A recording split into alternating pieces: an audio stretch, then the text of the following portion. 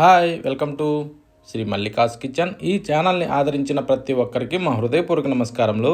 ఇవాళ చాలా మంచి రెసిపీతో మీ ముందుకు వచ్చాను. చాలా బాగుందండి. చిన్న చేపల పులుసు పెట్టాను, చాలా బాగుంది. ఒక్కసారి ఇలా చిన్న చేపలతో పులుసు పెట్టి వాసన చూసినా చాలండి, అంత బాగుంది. ఈ చేపల పులుసుని కొద్దిగా అలా మాగబెట్టుకొని కానీ తింటే రుచి చాలా అద్భుతంగా ఉందండి. ఎలా చేశానో మన కిచెన్లోకి వెళ్ళి చూద్దాం.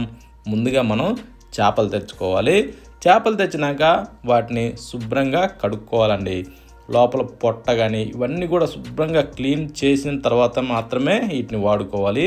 అప్పుడే ఈ చిన్న చేపలు ఏంటంటే చేదు రాకుండా సూపర్ టేస్టీగా ఉంటుందండి.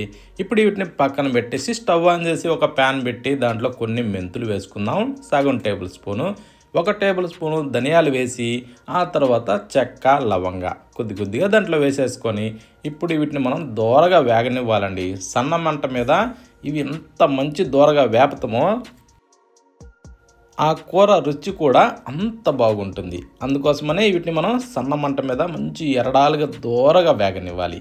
ఓకే, ఈ టైప్ మనం సన్న మంట మీద దోరగా వేపిన తర్వాత ఇప్పుడు మనం స్టవ్ ఆఫ్ చేసుకోవాలండి. స్టవ్ ఆఫ్ చేసి వీటిని మనం కాస్త చల్లారనివ్వాలి. చల్లారిన తర్వాత అప్పుడు మనం ఒక రోల్ సిద్ధం చేసుకొని రోట్లో వేసేసి ఇవి మెత్తగా పొడి కొట్టుకోవాలండి. ఇవి ఏంటంటే మనం మంచి దోరగా వేపాం కదా, సింపుల్గా పొడి అయిపోతాయండి. ఓకేనా? ఒకవేళ రోల్ అవైలబుల్ లేని వాళ్ళు మిక్సీలో కూడా వేసుకోవచ్చు, కానీ రోట్లో దంచిన వచ్చే స్మెల్ మిక్సీకి రాదండి. రోట్లో దంచితే ఆ టేస్ట్ కూడా సూపర్గా ఉంటుంది. ఆ పొడి మన కూరలో వేస్తే అంత బాగుంటుంది. ఓకేనా? ఈ టైప్లో మనకి చూడండి మెత్తగా పొడి వచ్చేస్తుందండి. ఇప్పుడు ఇలా వచ్చిన దాన్ని తీసి మనం బౌల్లో వేసేసుకొని ఇప్పుడు ఆ బౌల్ని కాసేపు అలా పక్కన పెట్టేసుకొని ఇప్పుడు స్టవ్ ఆన్ చేసి ఒక బౌల్ పెట్టుకుందాం. బౌల్ పెట్టాక దాంట్లో ఒక 2 టేబుల్ స్పూన్లు ఆయిల్ వేసి ఒక 4-5 పచ్చిమిరపకాయలు చీర్చి దాంట్లో వేసుకొని వీటిని కాస్త అలా వేగనివ్వాలి. వీటిని కొంచెం అలా వేగిన తర్వాత అప్పుడు మనం ఏం చేద్దామంటే అల్లం వెల్లుల్లి పేస్ట్ 1 టేబుల్ స్పూన్ దాంట్లో వేసేసుకుందాం. అది వేసాక దీన్ని కూడా మనం కొంచెం పచ్చి వాసన పోయేదాకా ఇలా కలుపుతూ కొంచెం వేగనివ్వాలండి. అప్పుడే దీనికి మంచి రుచి వస్తుంది. ఓకేనా?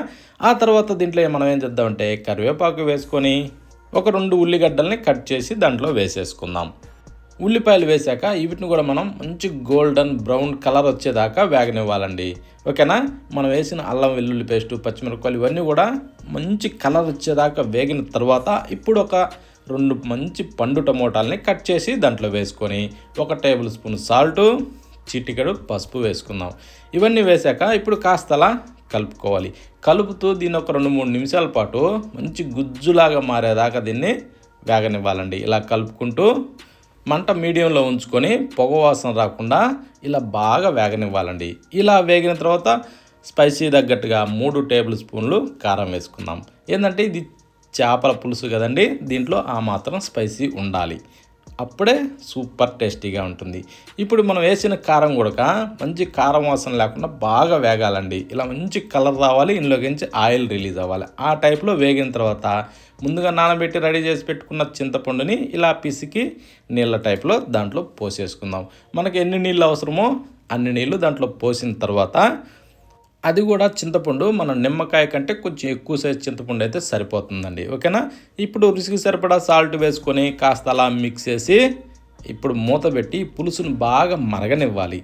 ఈ పులుసు బాగా ఇలా మరిగిన తర్వాత ఇప్పుడు మనం ఫ్రెష్గా రెడీ చేసి పెట్టుకున్న ఈ చేపలన్నింటినీ దాంట్లో వేసేసుకుందాం. ఓకేనా? ఈ చేపలన్నీ దీంట్లో వేసినాక ఇప్పుడు కాస్త అలా కలబెట్టుకుందాం. ఎందుకంటే అడుగున ఇవి అతుక్కోకుండా లైట్గా అలా కలబెట్టుకోవాలండి. కలబెట్టిన తర్వాత ఇప్పుడు మూత పెట్టి బాగా ఉడికించుకోవాలి. ఓకేనా? అది దాదాపు ఒక 10-12 నిమిషాలు వీటిని బాగా ఉడికించుకోవాలి. కాకపోతే ఏంటంటే మధ్య మధ్యలో కూడా కాస్త అలా తిప్పుకుంటూ ఉండాలి, లేకుంటే అడుగున ఈ చేప ముక్కలు అతుక్కొని లేసి వస్తాయి. ఇలా ఉడికిన తర్వాత రోట్లో దంచిన పొడిని మీదకించి చల్లుకుందాం. చల్లిన తర్వాత కాస్త అలా తిప్పుకోవాలి. ఈ పొడి ఏంటంటే మనం వేసిన తర్వాత ఇది కూరలో బాగా ఇమడాలి అంటే ఇప్పుడు మనం మూత పెట్టి మరికొద్దిసేపు ఉడికించుకోవాలండి. అప్పుడేమవుద్దంటే ఈ పొడి కూరలో బాగా ఇమిడి రుచి చాలా బాగుంటుందండి. ఓకేనా? అందుకోసమనే ఈ టైప్లో మనం చేసుకోవాలి. ఇలా వచ్చిన తర్వాత ఇప్పుడు మీదకించి కొత్తిమీర చల్లుకునేసి కాస్త అలా తిప్పేసుకుందాం. తిప్పిన తర్వాత ఇప్పుడు ఒక్కసారి రుచి చేప ముక్క ఎలా ఉడికింది అవన్నీ చెక్ చేసుకుందాం. ఒకసారి చేప ముక్క తీసుకునేసి చూడండి, ఇలా అనగానే అలా వచ్చేస్తుందండి. సూపర్గా ఉడికిపోద్ది, దాంట్లో ఎలాంటి సందేహం లేదు. పులుసు కూడా చాలా బాగుంది. మనకి పులుసు ఎంత అవసరమో అంత మందం పులుసు ఉంచుకొని ఆ తర్వాత స్టవ్ ఆఫ్ చేసుకోవాలండి. ఓకేనా? మరీ చిక్కబడ్డా కూడా అదంత రుచి అనిపించదు, మరీ పల్చగా ఉన్నా కూడా అంత రుచి అనిపించదు. ఓకేనా? ఇలా మీడియంలో ఉండాలి. కాకపోతే చేపల కూర చేసిన తరువాత ఒక 2-3 గంటల సేపు దీన్ని మూత పెట్టి పక్కన ఉంచేసేయాలండి. అప్పుడు ఆ చేపల పులుసు మాగి రుచి అద్భుతంగా ఉంటుందండి. ఓకేనా? మరొక వీడియోలో కలుద్దామా?